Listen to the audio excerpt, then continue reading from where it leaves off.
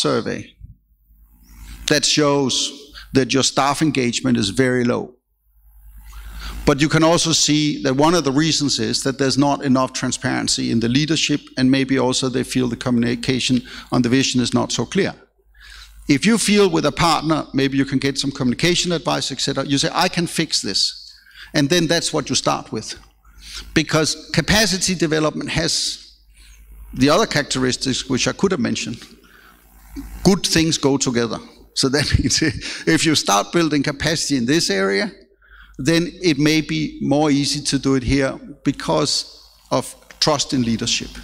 So for me, in summary, the opportunity is very much a leadership tactical consideration, and it's contextual. And you can never tell another person at the end of the day what is his or her opportunity. Only they would know, because it's a choice. Was that too philosophical, or does it help? It's good. Otherwise, please come back. Thank you. Good afternoon. My name is Mei Sinkau, and I am with INTOSAI. We are also in the capacity building environment. Thank you very much for the inspiring and thought-provoking presentation. I'm also interested in the area of need versus opportunity. You made a statement that concerns us very closely in INTOSAI, that a trained person, when they return to their environment, which is exactly the same and does not have the opportunity for them to implement what they have learned, doesn't really help, and that talks to the opportunity.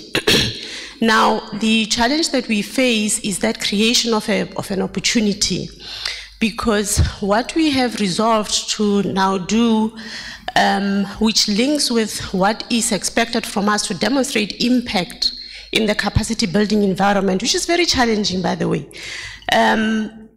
is that if we look at the opportunities, we run the risk of excluding other sides that do not demonstrate that opportunity. Now, my question is, how can you advise us to create opportunities to make sure that we can then make sure that the sides equally participate in the activities that we have, so that they have equal benefits, and that they don't just send people for training when they don't have the opportunity back home to implement, so that we can then see this impact that is expected from us as capacity builders and also from them as size. The way I hear your question is just saying, how can we make sure that on one hand we go and reflect per se what we need, but at the same time we are an association. How can we create certain common programs that we kind of brings us together and we all benefit from? And at least some of the reflections I have listening to you is number one, that if you accept the argument that we probably should shift and articulate national opportunity, that means opportunity that sits per se, I predict that there will be a pattern. In other words, it is not like the opportunities are random. They will fall in there's some you will classify as policy changes, some of them you will classify as institutional strengthening, and some of them you will classify as probably more traditional training. So that's one way, but you would only know if you projectize. You see, one of the weaknesses, if you're not projectize, then you have not been explicit in your idea. Technically, it's called you have not articulated your theory of change. Normally, the theory of change is, I will take one person and give them for training. They now come back with a certificate, and they can do what they were supposed to do in this audit space. However, doing so, we will make sure they get new clients at a higher level and make sure they interact with them in this way, and this way our institution will perform better. But if you just have pure training, you don't have that theory of change explicit. And this means I can technically not know why you trained that person. I have no idea. While if you had projects saying this trained capacity fits in here, and then we'll make this difference, and we'll go to government and see whether we can change our partnership relations this way, then we will get the impact. That brings me to the second point. If you start articulating your opportunities more systematically, you can copy from each other. Because each opportunity is a story. Each opportunity is you as leaders of organizations saying, this is my environment, this is what I need, then I saw this was possible, I met this partner here, and then I found out I could do this, and then I went to that other partner and got that part, and then I went here and presented it, and somebody else said, I could also help. And then I got it. So each of you will then go through a journey, and because it's a project, you can share it. And if you can't finance it, or you cannot mature it, as it were, you can at least explain to people and colleagues where you're stuck. Somebody in the partnership may come back and say, I can unstock you, because I know something. So try to bring in the opportunity conversation into this as legitimate, as important as the need side. Because articulation of a need, unfortunately, doesn't fix the problem. I think many of you have worked in, or do work maybe today, in resource constraints environments. And as frustrating as it is, if you're a hardcore professional, you just have to agree. A statement of a need does not make the change. It's maybe the beginning of a journey to solve the problem. I'm good with that. But it doesn't fix it. Who in the room can take that need and turn it and say, I can get that need met by an opportunity and I will make it happen? That's what makes a difference. That's how we change things. Thank you very much. Jacek Jezierski. I'm from Polish SAI, and we are also in INTOSAI capacity building activities responsible for that. I think that this strongly differentiation which you did in your speech between the needs and opportunities is very interesting, and for INTOSAI is kind of inspiring the further discussion what it means for our auditing activity in the future. And I hope we will develop this discussion and we in our future activities. But I would like to shift my question to you to assessment, to evaluation of the capacity development. You've been involved so long in such a wide environment like United Nations, having so many different members, and also having similar goals in ahead of you as a capacity development of the countries.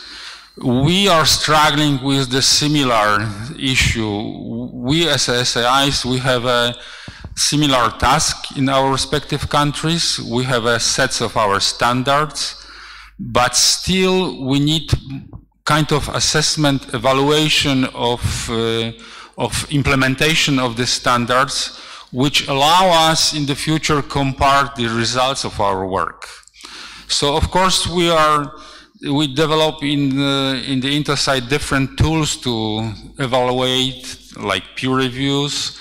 We do more and more the cooperative audits. One of that is an example of involvement some of the INTOSAI members in SDGs auditing.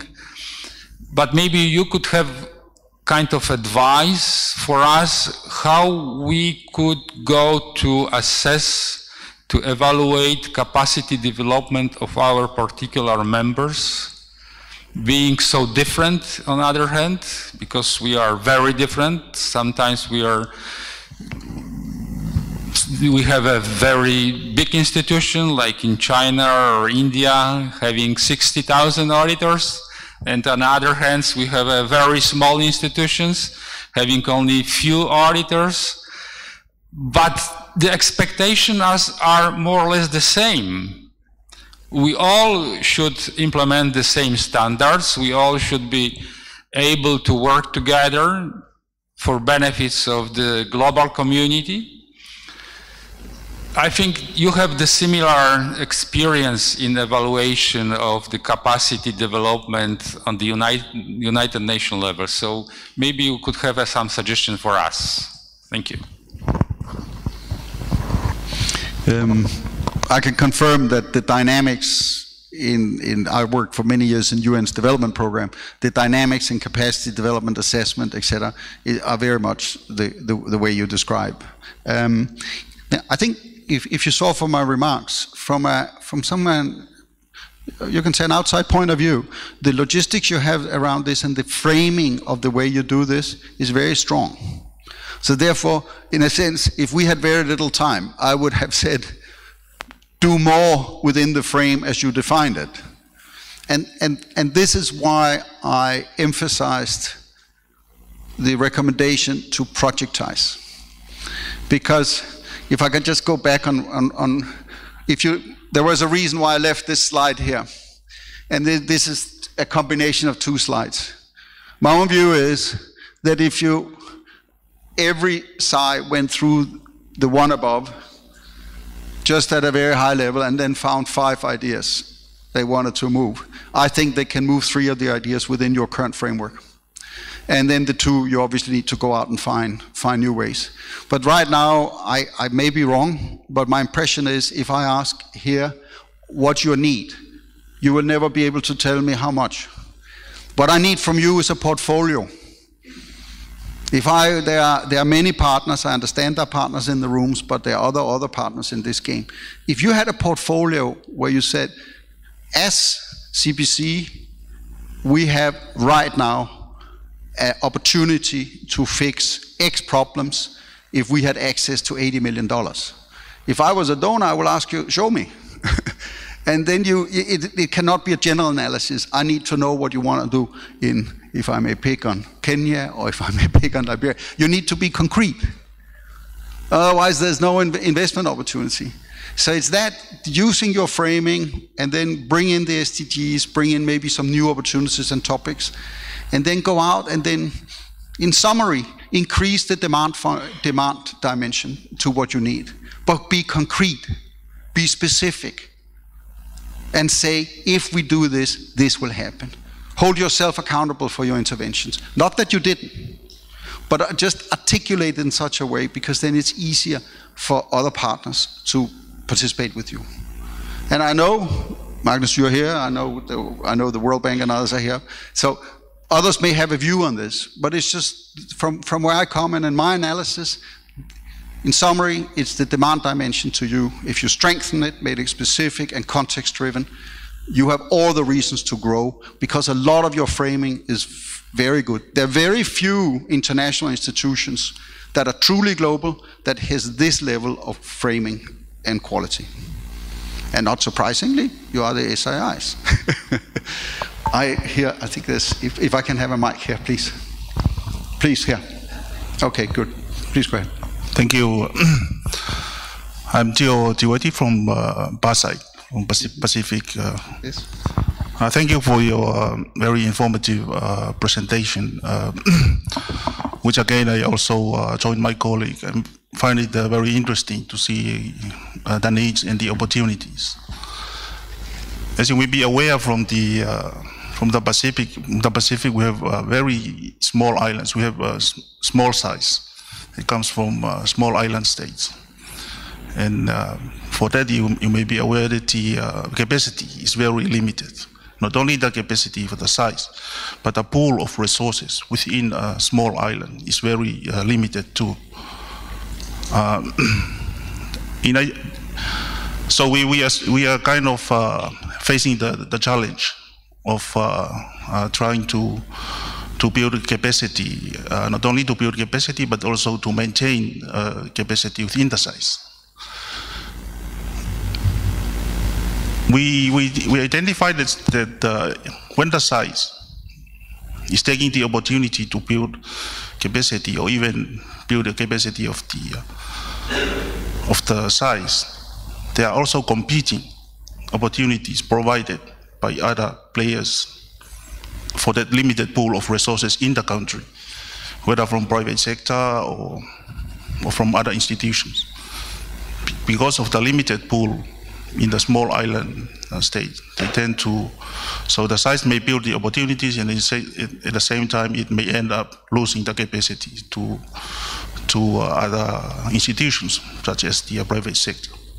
So my question is just to see whether you have any advice on what would be the best way to approach the issue. Thank you very much. I've had the pleasure of living 2 years in Apia, Western Samoa. Today Samoa, but at that time Western Samoa. So I understand very well the small island dilemma that you described. I've always felt that when you have these type of constraints that you describe, then it's the good time to innovate. And when you do innovation, it's not very different from using this top model here. It is just that you stay laser focused on what is your problem. Because you stated the problem, and of course correctly, but there are many problems inside the problem you made, or few resources in the first place. Competition around those resources. There's also elements of migration maybe. There are many other things. So which part of the problem? And clearly one of the things that theoretically could work, but I haven't been to the Pacific Islands for some time, that is aggressive use of digital technology. Because certain capacities you do not have to have on the island. You're going to have that somewhere else. What you need on the island, they're the ears, the eyes, and the human brain that can kind of interact with people. But a lot of the other things you don't need on the island. And then you can say, well, I may not have the money so I can buy it elsewhere. No, but maybe you could have them like in the, I don't even know if it exists anymore, but the University of South Pacific. You know, maybe you could have something there. You could have a regional structure that houses part of the brain, and then you finance it collectively. But it's for sure that when you're in such a constrained environment, you need to then optimize what exactly do you need the human factor for. It's the honesty, it's the ethics, it's the integrity that you need the human factor for. But you don't need the human factor for many other things. And then don't. In other words, outsource some of the capacity that you ought to have. That is, in my view, probably the best way forward. And thank God somebody invented the internet, because it makes it much, much more realistic than it would have been when I started in the South Pacific. So it is a very perfunctory answer. I'm very sorry, but obviously I don't have more background than this. But I'm just trying to offer saying I still insist that there can be found good solutions. But yes, it's a challenge. And finally, I think the theme was a little bit, it can be done. And I am insisting, at least with what I know, it can be done. And I'll be very happy to talk more with you afterwards, see whether we can find one or two ways of thinking about this that you will find useful. Please. Thank you. My name is Usador Gay. I'm from Liberia. And thank you, Jan, for that poignant discussion or message that you sent. And I do agree with you that we have to be strategic in what we do. And this is really not a question, but this is sharing. Like, I come from a developing side, so I look at my staff and say, what do I need to do? What should I prioritize? And then thinking about the ESAs, ESA 12, so I said, we know we have to be professional. So I did a write-up, and EU bought it to professionalize my staff. So if you're appointing, but then I thought to do it upside down. Sometimes we send a lot of people out to get the information, but those may not be the right information. So what I asked them to do, to let the instructor come to me, and then I can cover more than 2 people or more than 20 for less by paying 1 professor. And I think that has been working for our side and to our advantage. So there may be 5 people that may get the information, then it's sustainable. But another thing that I noticed, sometimes you write all these good plans and the donor has his own priority. What do you do then? Thank you. I think there was a question in there. Yeah.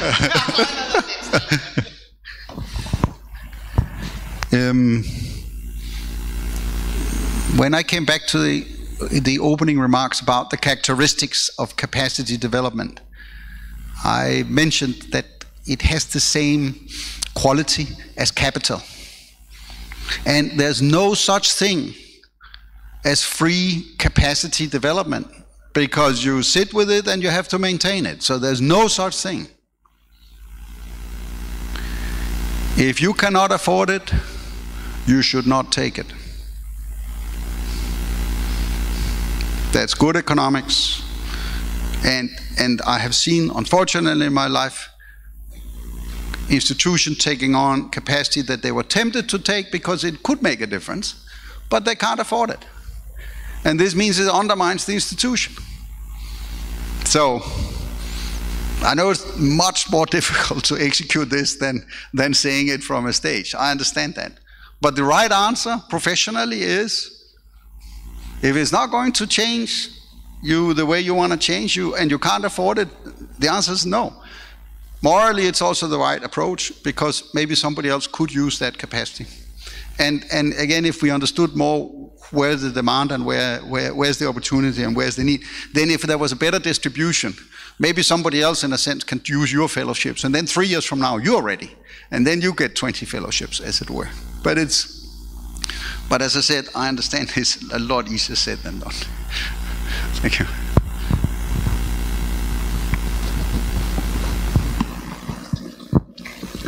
Thank you. My name is Ina Hopman. I'm from the Netherlands Court of Audit, and we have some development cooperation projects with partner size. And I was wondering, I can imagine that the idea of starting with a need but also looking for an opportunity is something that you gain insight about in the last few years. I can imagine that in the beginning you didn't, that it changed your way of working. But is it also possible for you to tell me if you found any resistance if you work with that theory of change, of looking to opportunities?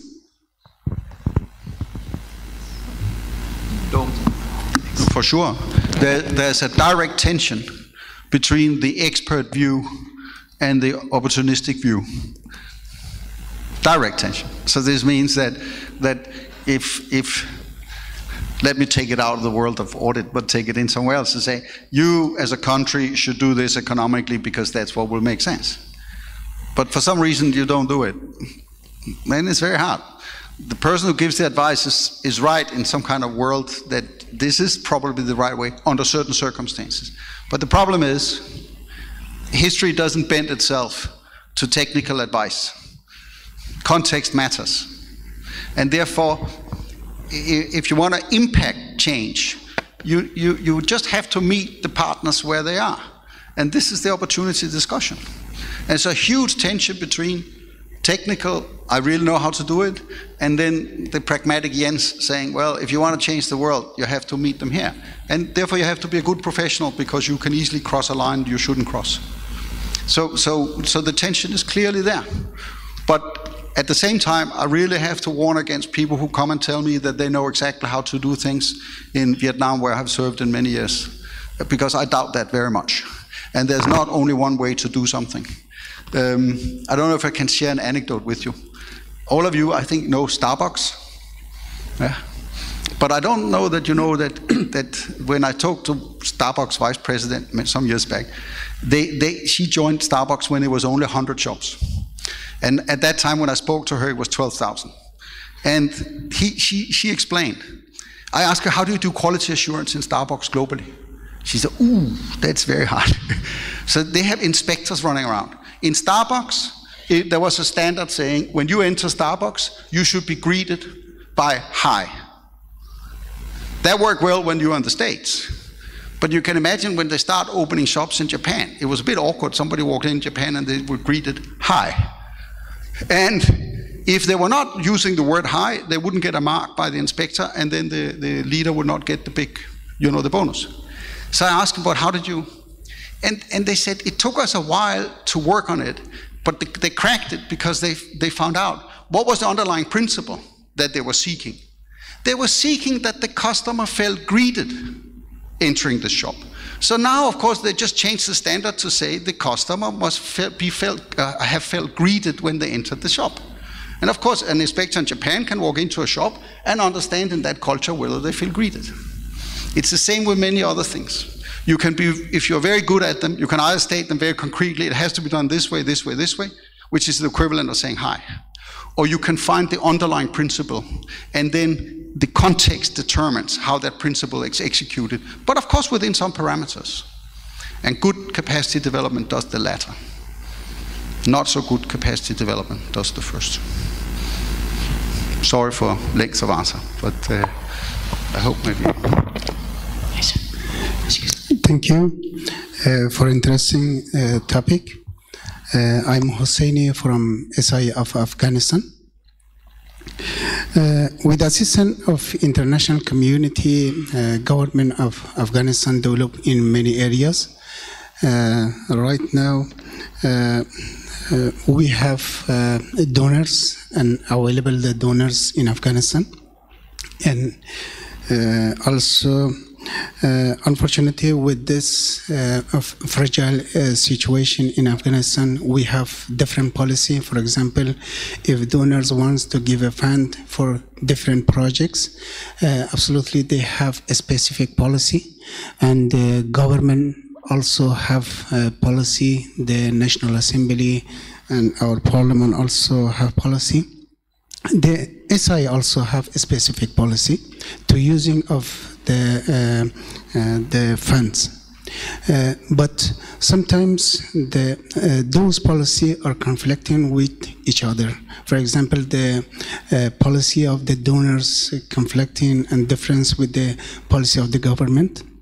And our policy is completely different with both of them. With this situation, how we can use this opportunity that the donors available, the governments also looking to be as a good governance, to have the good governance policy. And also the National Assembly also established, and they're following to be as a good representative of the people. What is your advice for this situation? I know Afghanistan quite well, but I'm not qualified in any way to offer an opinion. It is a very complicated. Just for the rest of you, with your permission, I mean, the donor community is very large in Afghanistan, and there are many different donors. So. But if it was me coming there tomorrow and you asked me that question, and it could be the beginning of a conversation, the way I would approach it is that with the triangulation of issues you have your policy, you have the government's policy and the donor's policy, and part of the donor policy, part of the question is how much does the donor hand over to your government so you can manage it yourself, etc. One of the way to approach this is simply to sit down and say, can we in this find one little corner that all three can agree? Because one of the good things about capacity development is success breeds success. So that means that if you break through one place and actually get something to work, then that allows you to come back and having a second conversation. And there's a lot of issues, and I hope you won't get offended, but there's a lot of issues around concerns with money shifting hands from donors to government and from government. So there's a lot of this discussion. Whether it's true or not, I don't know, but I know the discussion is there. And the point is, if you could find from a SI point of view something that builds trust between your general government operation and the donor community in developing the capacity of the state in the Afghan society, you will have a winning formula. I don't know whether that's possible, but that would have been the first question I would ask you, if we could think of such an area. And if we couldn't, maybe we could ask 4 or 5 partners and your government and the donors. Maybe one of them would have an idea. In other words, we'll take a goal 17 approach, multi-stakeholder, until we find a coalition. Maybe an unusual coalition. But it's, again, you have to accept that I have to be quite careful. This is a complicated situation you're in, and I don't know the situation fully. But thank you very much for giving me the opportunity. Thank you very much. My name is Malik. I'm the AG of Sudan. And I would like first to thank you for the excellent presentations, and would like to share with my colleagues and friends the Sudan experience in introducing a proper human resource management. We have had a quality assurance review in the year 2015, aided by INTOSAI, and one of the outcomes was the need to introduce a proper HRM. So the need arose as an outcome of that quality assurance review, and then we had, like your presentation, we have to do some change in the environment in order to be able to achieve the proper HRM. So we needed to make some change in the legal framework of the SAI. We amended the Audit Act, we widened the audit mandate, and then the SAI have been exempted from the Civil Service Act and regulation. And together with that, we also needed to enhance the SAI budget and to improve the payment package for the staff. You know, we have to compete with the private sector in order to recruit a proper candidate. So we enhance the SAI budget, and when we were in a good shape, we could recruit a qualified candidate for the human resource management. That is the third aspect of your presentation, the individual. In order to get the professional knowledge, we hired that qualified HRM candidate. But the fact that it took the SAI almost 3 years to do this. And only 2 days or 3 days, we have finished the second quality assurance review done by the INTOSAI, and that we have only recruited that qualified candidate 4 months ago. So I would like to share with my colleagues that these things usually take some time before they are realized and before they are matured. Thank you very much. Let me just add a comment there. That clearly not in plenary, but could you imagine also you would spend half an hour with your colleagues to explain why it took you 3 years? Because there were some barriers. It was not that you didn't have the vision. It's not like the peer review had not told you what to do. It's not like the HR people could not explain to you what the salary system should be. It's not like you did not know what the budget implications were. But there was something that happened. So it took you 3 years. It could have been, I don't know your case, it could have been if you had bundled this whole thing in a project from the beginning and you have invested in a project manager, maybe it had gone faster. I'm not saying it would, but I say it could have been. In your case, we cannot discuss because I don't know. But it's the point I'm making, sometimes getting techniques from outside your own professional sphere and bring them in when you need them can help you accelerate. Because I took down here, there were 5 or 6 elements in your package. And that means that there's complexity. You need to do legislation, budget, etc. And who drives this? Most of the time it's a person inside the shop, in your own, and maybe the person who's doing this has a day job as an auditor. So they can't doing that all the time. So, but if you get somebody from outside, can you trust them, etc. I know this, but it's just to say it was an opportunity for me to make that point. But in any event, if you could find a way of sharing with your colleagues what the barriers were, maybe somebody else could do it in 1.5 years instead of 3. Thank you very much.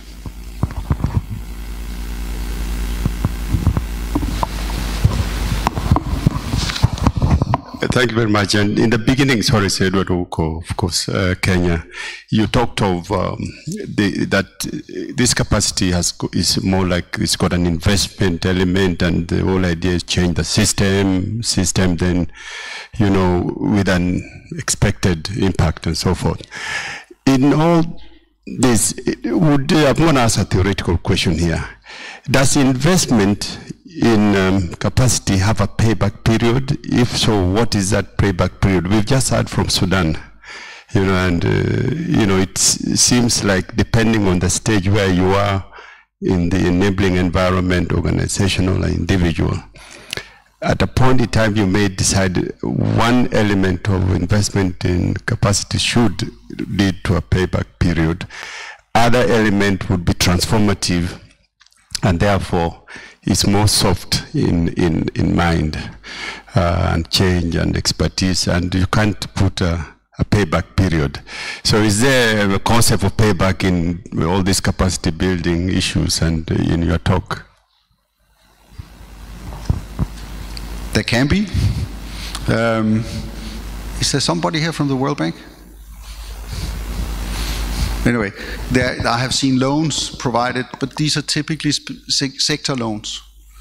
So you invest in the health sector and the energy sector, etc. There can be payback, very measurable payback. My own view is, when it comes down to, because today we're talking about audit institutions, my own view is that when we talk about this level of complexity, as a kind of a picture for what is going on, a capital is a good idea. And then the other statement you can make, an investment together with some kind, as I said, theory of change. We invest in this now, and then we do this, and then this will happen. Any change that is positive will produce a benefit. But it is not the same as a payback period to a capital. For this, institutions like yours, they're institutionally too complex. You affect the whole ecosystem. You affect the whole government, a whole country. So therefore, the payback is the good governance of the country, as it were. But nevertheless, one can easily, through some peer review in particular, one can quite easily find out whether progress is being made or not. And I read your yearly progress reports, and I do feel that there's a lot of evidence of setbacks and progress. And with that, remember, I tried to make this case here in a concrete setting, and you're quite well organized. That's why, in a sense, I dare to advocate a little more projectization. If you're not this well organized, I would never have given that recommendation, because then you will have been fragmented. So it's just where you are today. It seems to me that this is where the value add is. So use the picture of capital as insisting that we cannot just increase capacity endlessly, because it costs money.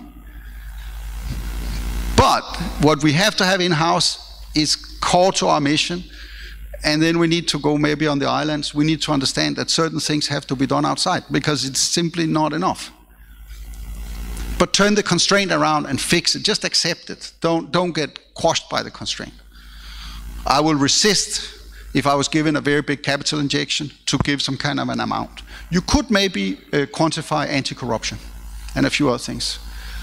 Back to the goal SDG framework. You could maybe find some indicators there that are international recognizable, but not more than that.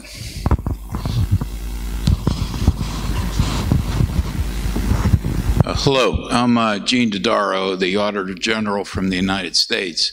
First, thank you for a very good presentation. I think you've given us a much more sophisticated way to go about our task and introducing the opportunity aspect of this.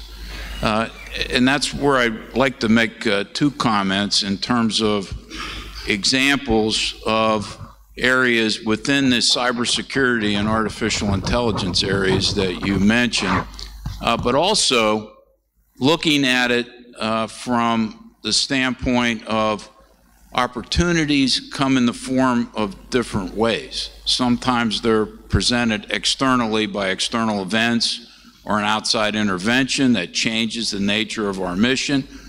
But there are other opportunities that you can create for yourself, which is the examples I want to give.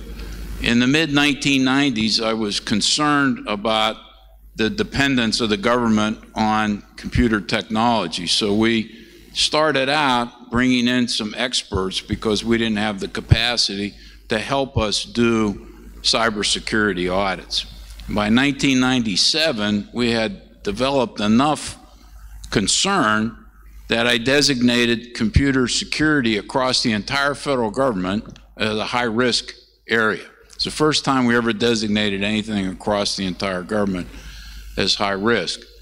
In 2003, we designated critical infrastructure protection, electricity grid, financial markets, telecommunications, high risk. In 2015, we designated personally identifiable information. Again, and this time we had thousands of recommendations, but to the point now where the Congress has given us enough money to hire up to 40 additional cybersecurity people over time. And on switching to artificial intelligence, about 10 years ago, I created a Center for Science, Technology, and Engineering. We started doing work. And I'm very concerned about not only artificial intelligence, but quantum computing, blockchain technologies, and all these things that I think will change the nature fundamentally of auditing in the future. So now the Congress has come and said, we would like you to expand your capabilities to give us more assistance in these technologies which are occurring very rapidly. And I give these as examples of both why the issues you raise for cybersecurity and artificial intelligence are so important to the future of auditing, but also how you can try to create your own opportunities to effectuate change. And I think in leveraging our mutual experience benefits all concept and other things, we can try to help not only developing countries figure out how to build capacities, but also perhaps how to create their own opportunities that could share more information. So, but again, thank you for a very stimulating presentation. But also thank you very much for sharing. It allows me to make one point, which and this is because you're very well organized, and a supreme audit institution in any country is a very central organization for that country. This means you are each other's business case. If somebody goes home and says, I think artificial intelligence is important and it matters, they will say, why? Well, a major, if not the largest government in the world, which is the US, has had this on its agenda since the 1990s. You know, that's enough for other people to say, maybe we should take a look at this. And as you gave the statistics that you issued something that was countrywide, a high-risk area that affected all areas, and you said that was the first time. That's a hell of a business case. So that means even though I haven't done the analysis in my country, but if the analysis in the United States suggests that this is a high risk across all government, the chances that it's a problem in my country is very, very high. So again, if we can come back to that, you have these opportunities, like I understand you will, where you share, but then you are a little opportunistic, so you use each other's as each other's business case. Then you can save a lot of money. You don't have to do big study. Maybe they can just talk to you a little bit and then get 5 persuasive arguments for why this really, really matters. So lower cost by using each other as each other's business case. That's a wonderful way of getting more out of the limited resources we have. So thank you for allowing me to make this point based on your intervention. Thank you. Yeah.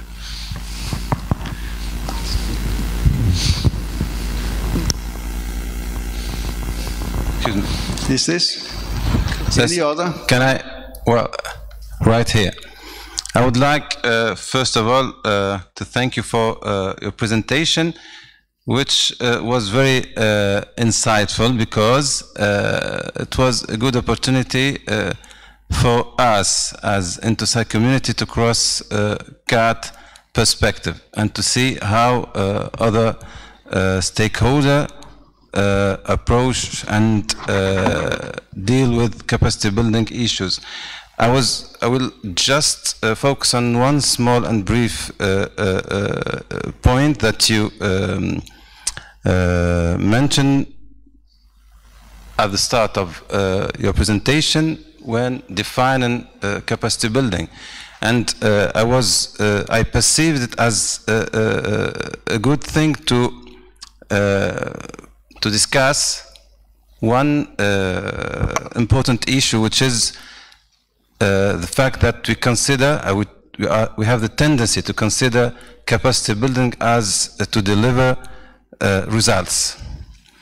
I think that we, from our perspective as a size, we have an issue in this, at this level, as we tend to talk much more about deliver services and not very much having concern about results.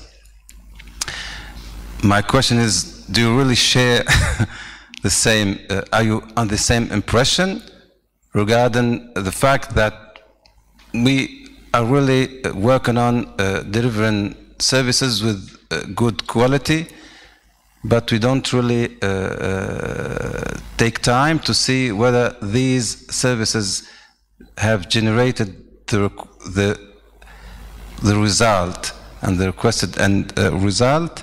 Have we achieved the real and the good impact that we strive to generate?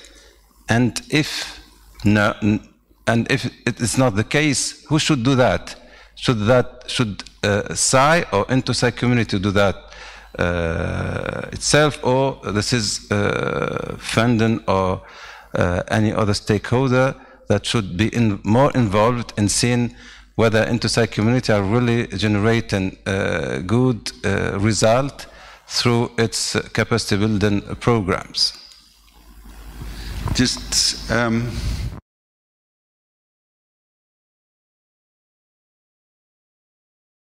so, and there was another question early on, what would be my experience from the UN and related bodies? Clearly, it seems to me that you have some kind of a peer-to-peer review mechanism. That's a very, very effective way of understanding whether there's a really result at the other end of this. Because a result doesn't have to be tangible, it can be a perception. If the partners believe, or the stakeholders believe, that you deliver high quality services, that's indeed a result. If you're in the services business, that's the result you want. But it's just to say that sometimes, because of your legal standing in the community and because of the uniqueness of the SAIs, you may not really, it may be unethical that you have outsiders looking into you this way, but then a peer review mechanism can be very powerful. And then it depends on the leadership. Will you accept what your peers tell you? It's up to you.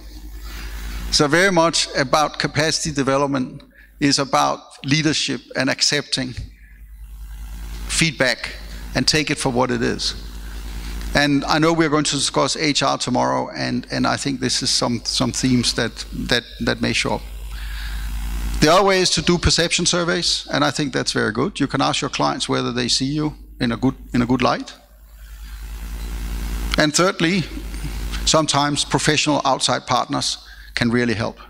That means you can, if you get high quality institutions, some of them are in the room here, by the way, international standing, they can do a neutral, or not neutral because they have a point of view, but they're impartial. And they can give an impartial assessment of the quality. But it's a very good question to ask, because if the result is not in the room, why do you want to do the change? We change to achieve a result. Sometimes we have to take our staff to a lot of anxiety to make that change. So the result needs to be in the room. There's no other way of doing it from where I stand.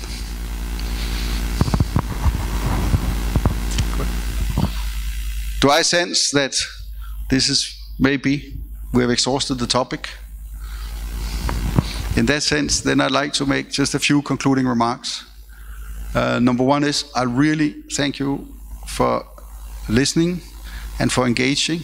And I at least felt on my side that there was a good opportunity to exchange some point of views. I will be around, and if you think that you want to discuss any of these things further with me, I'll be most pleased to do so. But I'll just like to thank you, but also the CBC for the opportunity given to me. And then I really feel you have an important mission size role in the world is big, and the Sustainable Development Framework does provide a very good framework both for what you do, but also what you probably should hold government accountable for doing. So with those closing words, thank you very much.